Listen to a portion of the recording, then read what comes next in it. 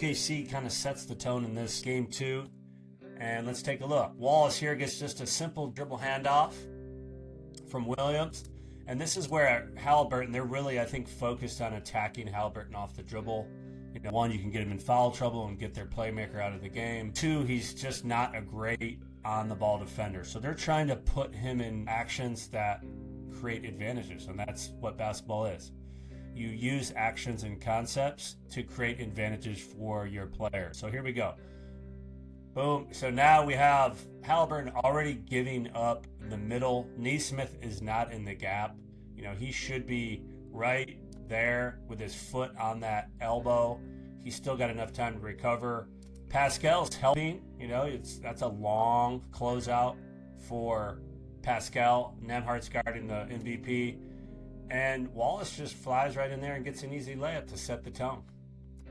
All right, second possession, here we go. This is what I really like about Indiana is they flow into these kind of pitch handoffs and screens, followed by another screen. And if you see how many passes they get, I know a lot of basketball trainers out there talk about, oh, you know, you can use 70 dribbles to, you know, score a point. But what's really unique about these teams is that they are effective off the dribble, but they're also effective in getting into their concepts and actions quickly. And you see here they're at the 17 seconds on the shot clock. Boom, they ran a dribble handoff into a ball screen with another guard. Halliburton rejects the screen, okay? Pascal sees where he is, okay? He's looking to get his spacing. He kind of cuts out to the three-point line. All right, now Wallace, a small guard, is closing out on him, and he's got a wide open shot, which I love. All right, simple action.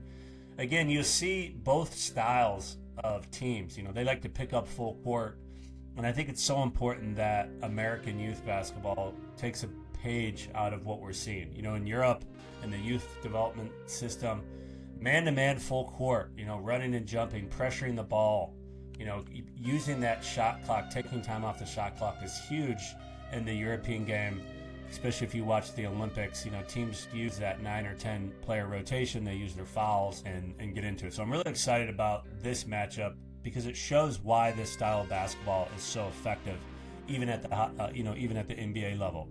Here we have Williams and Chet Holmgren in a high ball screen. You got Dort, I think that's Dort. Yeah, Dort in the strong side corner, so they're kind of on that 3-low high ball screen, and they're going to just let Chet pop out here. And I don't know kind of what the scouting report was with Williams, but obviously you have to stop Williams from getting in the paint. So Turner does a good job. Nesmith sees the switch, calls the switch. All right, he's got to respond quicker. On the weak side, you have Nemhart and Nemhart and Halliburton kind of in this help side on the weak side. So Halliburton should be stunting at Holmgren to slow down his jump shot, but they're running kind of this down screen action, so Halliburton's back is turned. Now Nesmith closes out of control. All right, and here we get into, boom, now Halliburton was at least in the right spot for help. Nemhart's zoning that weak side. So he's got to guard two, you know, while Nesmith and Halliburton control Holmgren. You see Turner, he should have a foot in the lane at this point. Pascal's got a foot in the lane. Nemhart should have a foot in the lane.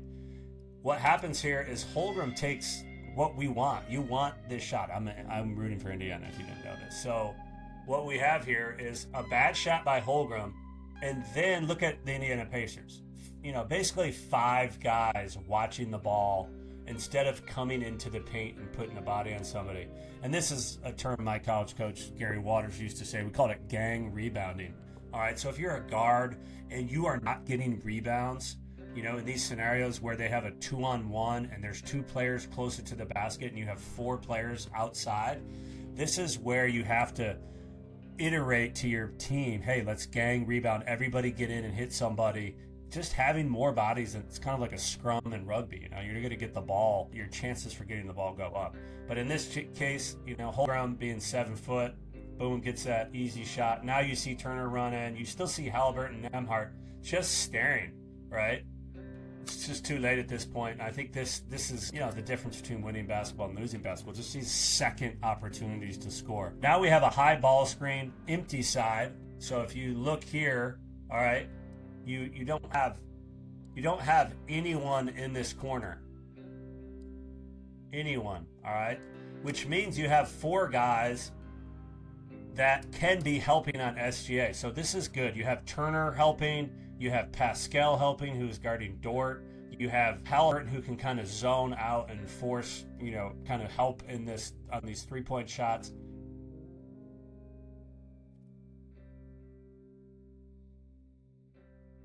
Kind of push play. All right, so now you have SGA, who's very creative. All right, so he's going to try to just kicks it back out. He realizes that's great defense on the empty side. Now, if you're Pascal, all right, who really he's over helping. You got Miles Turner, everyone's back. All right, now you can force it right back to the middle, and you have four people on that, basically forcing him into your strong side help. I think their kind of defensive, scouting report is to contest Dort, see if he hits a few before you really contest hard on him. But he's been shooting it at a high clip. Again, they're in this high ball screen now. And I think this is, where they're really trying to attack Halliburton in these ball screens. They're going to see what he does. He's in a drop defense as a guard. And I think that's a difficult spot for him because he's already not great at containing the ball and staying in front of, really good ball handlers or explosive guards. And SGA just, gets downhill quick. They're switching basically on this drop. And he just gets right into his sweet spot. Cotton candy, just smooth and sweet, baby. All right. So, again, what is Halliburton doing on that pick and roll defense? Is he hedging? Is he hard hedging? Is he trapping?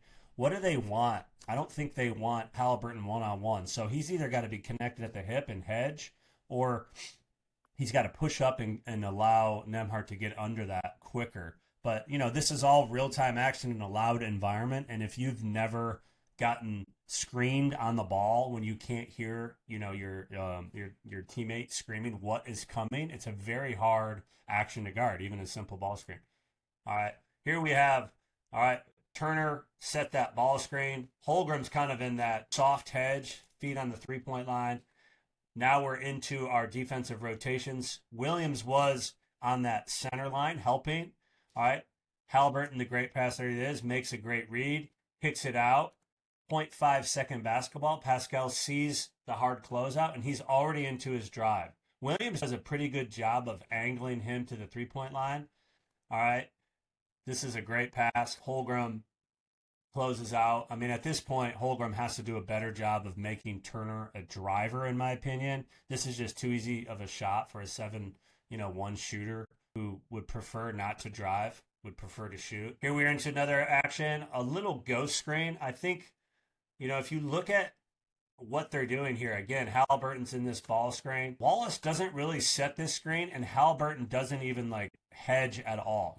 Typically like a quick hedge, where you just you keep your hand connected to Wallace. You make Williams go south, back to his own hoop, but right away he's back going north, right to the hoop. You have Turner now on the nail. You have Pascal and Nembhard now kind of zooming up. You basically have too many helpers right here. Now Nembhard's going to come to that kind of zone rotation. He sees Holmgren as the most likely easy pass, so he takes that. He leaves SGA. Pascal does not rotate. Turner goes back to Holmgren. Now it's too late. So here Nembhard should have kind of played in the middle, or waited, essentially taken away that baseline pass by playing in the middle with his hands high. It's kind of like a 1-3-1 zone. You want that pass to be a lob over you, so it gives you time to rotate, or your bottom guy time to rotate out. This is just too easy. Cash money, okay? SGA just can't let him get wide open shots to start game. All right, here we got Halliburton coming into a high ball screen. All right, just a nice, simple drag screen, coming down in transition. Dort sees it. I think Halliburton, if you see where Dort is picking him up, and I think this is a big issue with, most basketball teams in America, AAU, it just turns into either a zone or a half-court man where there's no ball pressure, there's no intensity on the ball. There's no communication between the screeners. So here Williams is yelling, screen, screen, screen. So Dort now knows he can get up in him and force him into that screen. So he does a pretty good job. Halliburton uses that screen here. Okay, they're on that 3 low. Turner, instead of just standing in the short corner, he rises and sets this kind of flare screen for Nembhard. So you have two actions happening at the same time. You have a ball screen into this flare screen. All right, Wallace gets caught on the screen, and wide open shot for Nembhard. Cotton candy. All right, here we go. So again, they're picking up as soon as they score. Look where Neesmith is. Look where Nembhard is. Turner should be up on the ball. Somebody should be able to pressure him. So now they're coming in. All right, Caruso's setting a ball screen. They're putting Toppin into this ball screen. This is a tough action. SGA is so good at kind of splitting and getting downhill and surveying and just using his body. He doesn't play super fast.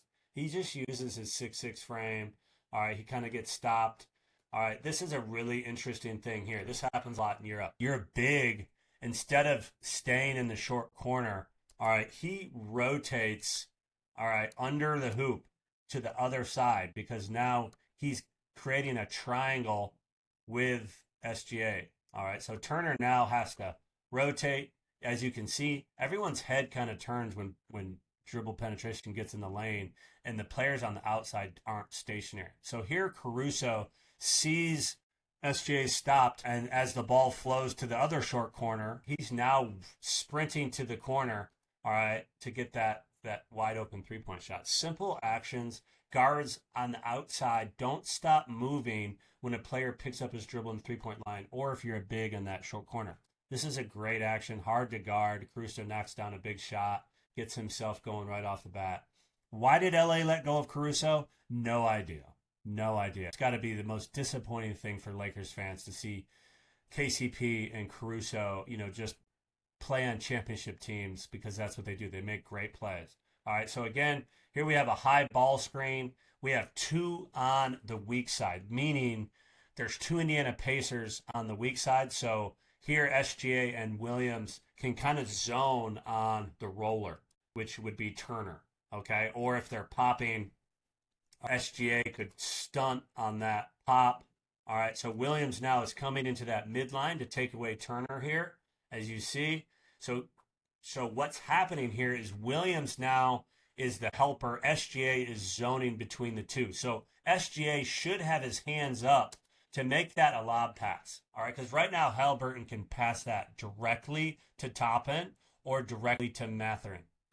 And what we want on that weak side typically is a lob pass if possible. And I think this is where it's so hard with pick and rolls. Hartenstein is big. Can he create a harder pass on this as a big?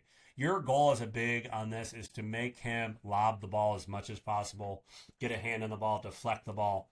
And I think this is a huge problem for most teams that face Indiana because Halliburton's 6'6". He can streamline. I mean, that's still a pretty hard pass. SGA gets there. Williams now is coming back. If you see Williams here, he's running back to top end. Hartenstein's coming and getting contact on this shot or drive, being ready to rotate. This is a great contest, tough make. Good offense beats good defense. All right, here's another set. We got a mismatch with Bryant inside. They keep the ball moving. 1. All right. 2 passes. 3 passes. All right. Instead of staying in a 4-out 1-in, Bryant, who likes to shoot the 3, spaces out. So now they're in this 5-out. Toppin now has the opportunity to just play dribble drive basketball. All right. He's got a gap against Caruso. I mean, right now, I think Caruso should be here. I think that's Joe should be here. SGA should be here. All right. And I mean, Toppin's been shooting the ball well. So if Holmgren makes him a driver, he's going to have a ton of space to dribble drive and still kick. All right. He makes a tough shot. Decent defense, contested three-pointer, but at a certain point, you have to be able to pressure teams into driving and rotating out of it. All right, here we have just a transition, kind of broken transition, 1-2. Now Toppin's driving. Hartenstein does a decent job. All right. Holmgren now is on the weak side. So what would happen here? On a 45 drive, Caruso's got to guard 2. So he's driving baseline. this 45 guy can cut, and Bryant could space for the three. If you're driving from the baseline, 45 can cut. Either Bryant has to cut here and create that opportunity for Toppin, and Mathurin has to space out for that kick. But what we see here is Mathurin cuts, all right, which is tough. Holmgren 7-1 defending, and he, makes a great block. And this is why you play off of 2 feet. I know Toppin's super athletic and he can go dunk it. You're either got to go try to get to the rim and create contact, or you need to be able to kick it in that scenario. And I think that's, one of the things that Indiana can improve on. Just don't leave off 1 foot and try to get a shot over Hartenstein or Holmgren, who are great shot blockers. And I think that's why they're such a dynamic team. They have mobile bigs that can block shots. All right. Here we're going into a dribble handoff. All right. Into kind of this drag double horns. All right. Too high when you have 2 bigs or 2 guards screening. They play out of this horns action a lot. So Halliburton has the option. He could have kept going and used Bryant's screen, but he's reading the big here. As a guard, you're reading, oh shoot, what did I do? You're reading the big. Holmgren's not even in on this action, okay? So he's out. He's reading that big, and he's also reading Hartenstein because he knows in horns action, he can come off both screens. But instead, he just comes right into that shot. Bryant should have turned and maybe screened a little bit more as he saw that space for Halliburton, which is real-time read, which, is tough. Here we go. Halliburton gets himself going. Great shot, great read. All right, here we go. We have just kind of now guard pushing the ball up, flowing right into kind of this horns. All right, so now you have SGA. You have some action happening on the weak side. Holmgren's going into the short corner, and they're just playing a 2-man game. He can go throw it to him. He can go dribble handoff. All right, he could come get that. Hartenstein could turn, go into a dribble handoff with SGA. They could run into this double stagger for Caruso. But this is what makes OKC so good. Halliburton here is trying to deny, and now everybody's high, right? Indiana's pressuring the ball. There's not a ton of help defense. All right. They're going to rotate late. Toppin's going to come. McConnell's going to rotate that to that low guy. And Joe just makes a really tough layup. But again, it's just too easy. Backdoor cut for Hartenstein, throws a dime, and off they go, right? Here, this is a common action I think that OKC tries to do. They set these really high ball screens because of the pressure, also to relieve, SGA handling one-on-one pressure like New York did, kind of what Indiana did to Brunson is tough, because it just tires you out. Gets you exhausted. Brunson used half his energy just getting the ball over half court so they could get into their offense. And I think instead, they just run that high ball screen and just let SGA play one-on-one. This is great. This is 4-on-4 basketball, all right, with SGA on Bryant, who is obviously not going to be able to stay in front of SGA, and it really is just going to put a ton of pressure on Indiana. So they're sinking in. You have Halliburton and McConnell both with a foot in the lane. All right. McConnell closes out. Here, I don't think you need to jump on Holmgren's threes. You're there. You can ride. You don't have to jump. Stay down. I think every coach that's ever talked about a pump fake, stay down on pump fakes. Stay down on pump fakes. All right. Close out with a high hand. Typically if you're a right-hand shooter, you like closing out with that left hand because that left hand is on the ball. If it's your right hand goes to the other side of the body. So I think it's important here. McConnell really overextends his defense, jumps. All right, Halliburton does a pretty good job of playing in the gap, kind of like taking away the pass to the corner. But Holmgren 7-1, it's just cotton candy. All right. Fans are loving it. All right, here we're kind of in this horns action. Let's see what they run here. Hey-o, give me that money. Cotton candy. That guy's eating some cotton candy, maybe. I don't know. I'd eat cotton candy. All right, they're in this horns action. Pascal was on SGA. So now they're kind of in, they're probably not matched up right because Nembhard's trying to overhelp. He was guarding, I think, Holmgren. And now when Hartenstein drops, it should be Pascal going down and Nembhard coming out to Holmgren. But instead, now they're kind of in this 2-3. They kind of zone up, and Nembhard's just going to stay in the middle here because they don't want SGA to go one-on-one. So they just kind of go into this 2-3 zone. But SGA is just so crafty. All right. Boom, he drives the gaps just like he would in his zone, drives the gap of his zone. Now Pascal's in trouble. And what you see Holmgren do is he doesn't stand. All right. He's trying to create a better angle by drifting into this spot. All right. So boom, SGA could shoot it. All right. You have two guys here.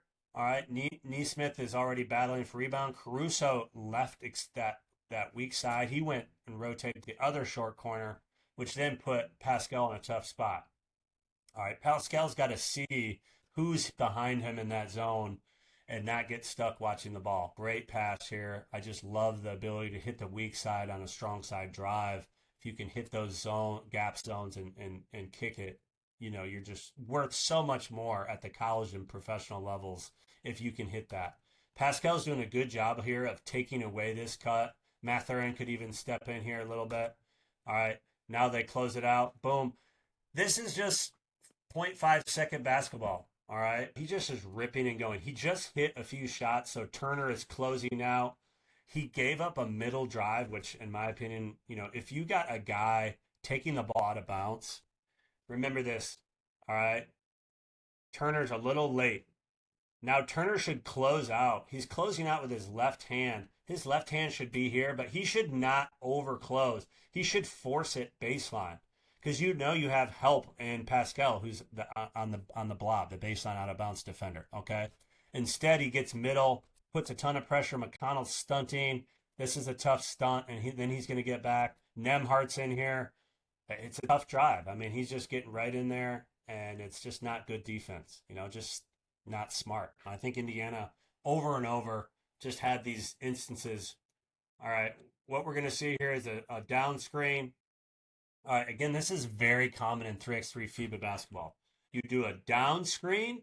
All right, so Nemhart's first getting this down screen. Boom, he gets the pass. It's right into a dribble handoff. So this is the second action. All right. Third action, all right, is now McConnell coming downhill with an empty side. All right. So it's kind of an inverted screen. He's screening him to attack that baseline.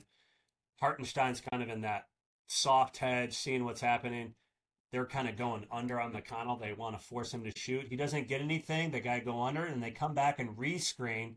Now an empty side again. So now Caruso should be the main helper. Hartenstein has to guard Turner here because there's nobody helping on that roller. There's nobody strong side, weak side. So McConnell here gets in, drives and kicks. All right. This is it's pretty good defense here. All right. Caruso, great closeout. Great moving your feet. Nemhart, just amazing footwork. I mean, watch this footwork. Boom, behind. Jab, that right mid jab. So now he's just pushing. So he does a double tap. So his right foot jabs Caruso. He picks up the ball, right foot, left foot, shot. Okay, and that is a tough footwork and a tough shot. But at that level with 2 seconds on the shot clock, that's just a tough shot. Great defense by Caruso. Obviously it doesn't go in. I thought it did, but I mean that's why James Harden's not going to win a championship because that's his favorite shot. Why is this sound on? I don't want the sound on. So we got transition. We're coming down. All right. This is just a typical drag scheme. All right. You have two players on this strong side. So you have Caruso and I think Joe. All right. So they should be Nemhart or Pascal. You're usually talking who's on the bottom of this. All right. Right now, they're kind of just stacked, which then makes it really hard for Pascal because both of them are in the lane. If you just put Nemhart here, then Pascal can kind of play out here in this. He takes away that baseline pass, but now he's closer to this closeout. Now he's closing out, a little bit under control, still pretty good defense, but it just puts a ton of pressure. I mean, this is a really tough shot. I mean, that's just amazing. But again, I think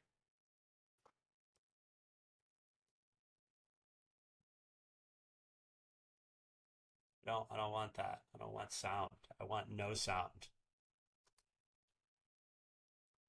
All right, Green rejects the screen. So for you guards, all right, see how Hartenstein pushes off?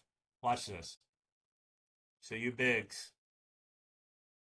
I mean, why can't this just stay up with me? So Hartenstein is now coming on the other side. So it's kind of like an S ball screen. He kind of runs. He's in the middle, but he kind of S curls out to set it on the other side, which makes it really hard for Matherin to know where to force the screener. It's a really simple action, and now we have two on the strong side. We have two defenders kind of in that help. So McConnell should be the helper, and Nemhart should be in this zone. All right. McConnell tries to take a charge, pretty weak, blocking. All right, it's just not great defense, not helping on that strong side, rotation. All right, we go right into this dribble handoff. Oh man, this is why you love playing with a big that can pass. And I think Turner has to do a much better job of pressuring Hartenstein. He's just letting him play comfortable basketball right here. Hartenstein loves to pass. He's one of the best passing bigs. I mean, yeah, he's no joker, but this is why they brought him to OKC. He can facilitate for OKC's guards without dribbling, and I think this is the difference between the Timberwolves and the Knicks. You have a big that can facilitate and run an offense without dribbling, right? Doesn't have to go one on one. He just throws dimes. Oh, great defense. But still, like the fact that he can just initiate, that was a terrible. I should have known that was coming. I want to edit this out. Turnover, run, Mathurin, easy bucket. This is what I love. All right away. Mathurin's right up on the ball, pressuring. This is just another broken play. All right, finds Wiggins. All right, Wiggins, I think it's just too easy from top end. There's no pressure on the ball. He's just kind of letting him dance, play one-on-one. I think if I'm Indiana, they really have to refocus on pressuring the right guys at the right time.